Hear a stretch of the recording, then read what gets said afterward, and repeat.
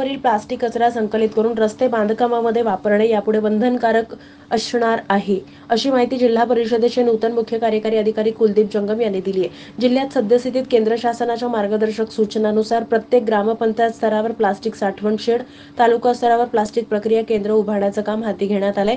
स्वच्छ भारत मिशन ग्रामीणची प्रभावी अंमलबजावणी करण्यासाठी सोलापूर जिल्हा परिषदेनं प्लास्टिकचा वापर कमी करण्यासाठी प्रबोधन करणं सुरू केलंय।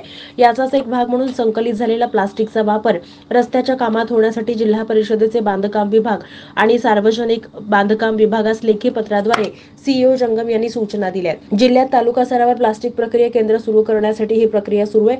गाव स्तरावरील संकलित होणारे आणि पुनर्प्रक्रिया योग्य प्लास्टिक प्रक्रिया अंतर्गत तुकडे करणं, बेल गॅन्युल बनवण्याची प्रक्रिया करणं, पुनर्वापर अंतर्गत प्लास्टिकचा उपयोग रस्ते बांधकामामध्ये करणं अनिवार्य करण्यात आलं आहे।